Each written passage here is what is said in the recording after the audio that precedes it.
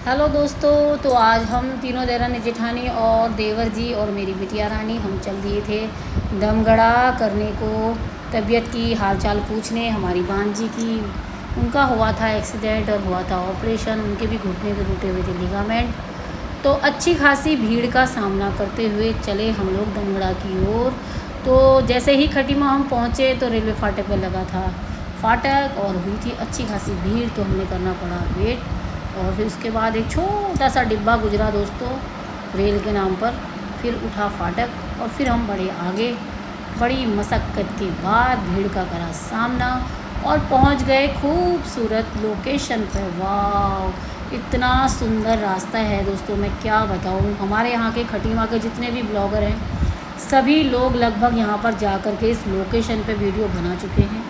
तो मैं भी आज जा रही थी तो मैंने भी इस लोकेशन का आनंद उठाया। बहुत ही खूबसूरत वादियाँ, लग रहा था जैसे पेड़ हमारे साथ साथ चल रहे हो, और था बहुत ही सुंदर मौसम।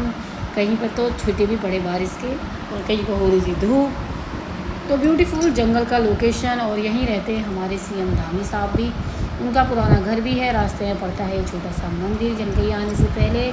तो हम लोग चले जा रहे थे बड़े ही मस्त मौला बन के, और खूबसूरत शारदा नदी ने ले रखा था रूप।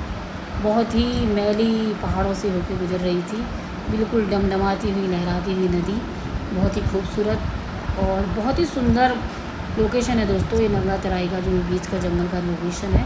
पहले पर यहाँ आने में बहुत डरते थे, रास्ते में चोरी हुआ करती थी, और मतलब दिन छिपने से पहले दोपहर 12 बजे के बाद वहाँ पर कोई नहीं जाया करता था। पहले की बात बता रही हूँ, आज से 20-30 साल पुरानी बात। लेकिन अब तो वहाँ चकाचौंध है। और ये क्या, हम लोग तो रास्ता ही भटक गए।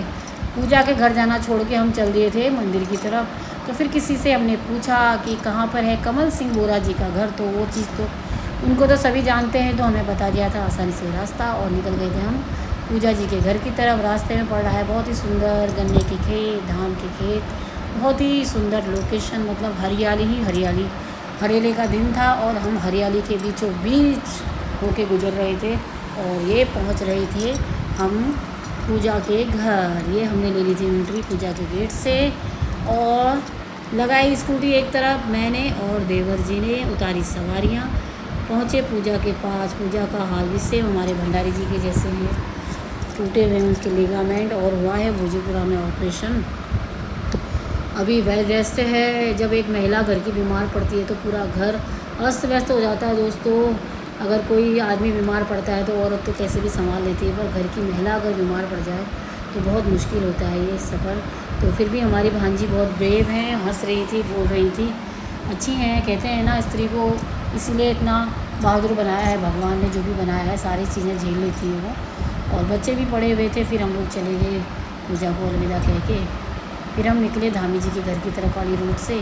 हमने कहा आए हैं तो देते हैं। ये बैराज पड़ता है धामी जी के ठीक घर के आगे सामने, जो हमारे मुख्यमंत्री जी हैं उनके घर के सामने बैराज। इस नदी में पता नहीं धामी जी ने कितनी बार नहाया होगा, कितने गोते खाए होंगे, और यहीं उनका पूरा घर है, यहीं उनका बचपन सब कुछ यहीं बीता हुआ है।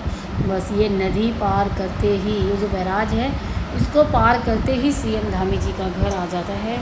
बहुत ही शानदार घर है उनका, वहाँ पर रहती हैं उनकी माता जी।